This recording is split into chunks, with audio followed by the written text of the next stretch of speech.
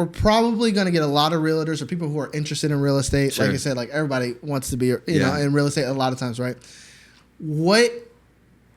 Tell me the do's and don'ts, like practical, flat out that you see of like, man, what leads to 49% only selling one home is this. What leads to, you know, you said how many percentage only make it 90%? 80% only making lasting 4 months. What makes a great realtor versus not a great realtor? What makes a realtor actually make money and stay in the business? Man, I remember when I learned the stat, I was about a year and a half in, and it was like, 80% of agents don't last longer than 4 months. I've outlasted a lot of my competition. That's great. There's an OG in Dallas real estate. His name's Douglas Newby, and he went to the coffee shop I went to before I got into real estate. And I remember getting my license and realizing who he was and just striking up conversation with him and being like, hey man, I just got my license. What do I do? And I remember him saying, serve the people around you. Some of them will become millionaires and you'll do their $1 million transactions, but just serve the group in the sphere that you know, and it will turn into a number of deals. And that is so true. And I find too many people, there's a level of going, I want to do this type of transaction and I'm going to figure that out. Like I'm gonna be the condo guy, or I'm going to do the penthouses, or I'm going to do the land and lake, or I'm going to do this neighborhood. And there's a total level of just figuring it out. I'm going to work this until it makes sense. Right. And the person who lasts the longest gets it. Wins. Yeah. But there's also a level of, if you don't know any millionaires, you're not doing $1 million homes. If you don't know anybody that wants to buy ranches, you're not doing any ranch deals. So you got to surround yourself with those people. We pivoted when I moved my team to the brokerage we're at now. It was 2 years ago. Last week was my 2-year anniversary. Okay. And it was in that season of kind of reframing my mind, kind of going, okay, God's called me to this business. I'm going to do it His way. And we hired a branding team. Shout out Optimist, Ty and Tatiana. They're awesome. They branded our team, and I remember them asking, "What if somebody asked you, what's your niche? What do you guys do differently? What do you guys focus on?" I said, "We're relationally driven. Like I want Maquinda. I want to serve you for life. I want to serve your children when you have them. I want to serve your family. I want to serve your best friends. Like I want to be so in your relationship with you that like I'm just your guy." And at the end of the day, after 2 years of figuring this out, the thing I always come back to is I just have to provide more value. I have to be the value guy. I have to provide value. And it's constantly finding the avenue to provide value in that space and serving them. So the realtors, practically, the people getting their license who are jumping in and they go, man, I want to be a real estate agent. One, it's going to be really hard to cut your teeth on buyers that you meet at cocktail parties, that you just get lucky and you work them because of the new NAR deal, the new settlement that happened. I don't know if you're aware of it. But the way buyers agents get paid is much more difficult than what it used to be. I won't descend into the particulars of it, but it used to be, I talked about how 49% of realtors did one deal last year. Yeah. That deal, I guarantee, was a buyer. And I guarantee it was somebody they brushed shoulders with and they said, I was a realtor, and you were just the closest person in proximity to them. Right. And you got that deal and you just kind of stumbled through it. Yeah. That's how I learned. I just... Yeah, you start where you start, yeah. Yeah. And that's going to be harder and harder. So I would say if you're really dedicated to it, find a way to make money, wait tables is the best way.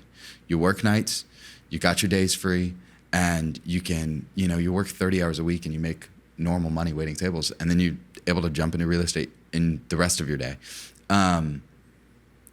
Join a team, learn from an experienced agent, cut your teeth on the business through somebody else's deals. Learn it, network, create a sphere, find a way to provide value, and find mentorship. Like, don't reinvent the wheel. For so many years, I wanted to be a prodigy and a savant in this business. I was like, I'm going to reinvent it. I'm going to be the young gun that just like blows up, 30 under 30 type guy. And it just wasn't my story. Yeah. And I realized as soon as that clicked, I was like 18 months into the business. I go, I need mentorship. And I hired a coach.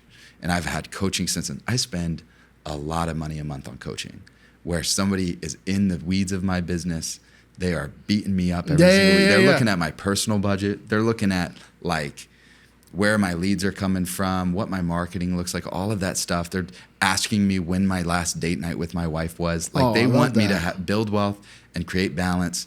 Like, so I pay money for that level of accountability. Yeah. I do it in every aspect of it. I do it in my marriage. I've got somebody who's in the weeds of me and my like history and me and my marriage and being a dad and being a friend.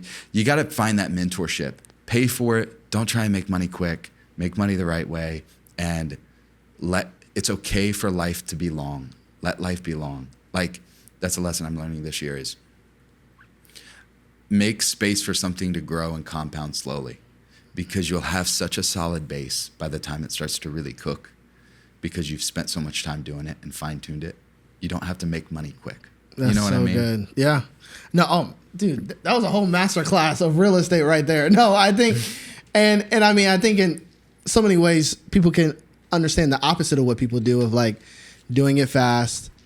I heard faking it till you make it. Yeah, fake it till you make it. All that different stuff. Even the one you hit on, which I think is really important. I think as entrepreneurs, we're all creative, or creative to an extent, right? We man, I have an ideas folder in my notes right now. That's filled with different companies' ideas. Yeah. And when things get hard, I'm constantly creating stuff because I want to pivot and I'm like, I want to change whatever. And we can have this thing like we see the Steve Jobs of the world, we see the, these different folks, the Zuckerbergs, the Elon Musk, and we're like, I want to innovate, and like we're doing stuff that no one's doing. It's like if no one's doing it, it's probably a reason, bro. and I learned this from a mentor of mine: imitate before you innovate. Yeah. And follow a path that is working, and just run it to the ground. Like even with podcasting, like I could sit here and like, I think we're changing the game with our message. Sure. I think we're changing the game with our direction. Yeah. But the method, it's tried and proven. Podcasting is podcasting. Every week you got to show up. You got to do your clips. You got to do your multi episodes on YouTube. You got to do your thumbnails. Your titles matter, right? Yes. I can run you through all that different stuff. I can be as creative as I want, and we can film in a jet. I don't know, whatever. At the end of the day, there are people who've gone before, and there's a reason why they still do something the same way. And it's like, imitate, and then find ways to innovate once you're in there. But like, pay homage to the fact that like you don't know what you're doing. Yes. And so the fact that you say, I'm going to pay someone to tell me what to do, how to do it. I do think that is lacking. I do think it's lacking in our age demographic, because we've seen the stories of the Facebooks, we've seen the stories of all this different stuff. So we just assume everybody's got to do that. And it's like, no, you could just be crushing it following a proven model. It goes back to, did God ask you to do it? Yeah. Just do that thing. And I promise you'll end up in a better place than if you try and just invent something great for yourself. Just follow the path that he's guiding you through. Yeah. And I'm a blue collar worker. I do sales and I do entrepreneurship, but I just implement the tactics that the guy 2 generations older than me has done before me. Yeah. I'm not going to inherit anything, and I'm not going to invent anything or innovate in a crazy way until God calls me to do it. Yeah. And hopefully I'm obedient. Hopefully I respond the right way. Yeah. But it doesn't need, you don't have to be a savant. Just do something really well. Also, strive for authenticity. If you're not you, it's going to catch you at some point. Absolutely. And there's a I'm doing a podcast as a realtor, and I'm going to shout out to another realtor. There's a realtor in Dallas. His name's Ben Wegman. He's phenomenal.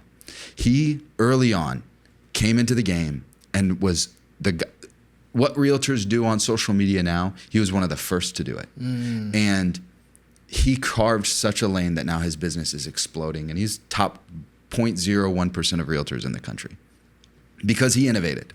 I could not be Ben Wegman. I just couldn't. Yeah. I couldn't create what he created. I'm not wired to do it. Yeah. But I could be Jansen as well as I could possibly be. You can be the best Jansen. And that business that provides is going to be enough. Wow. And like, until God calls me to the next thing. Yeah. You know what I mean? Absolutely. No, I think it's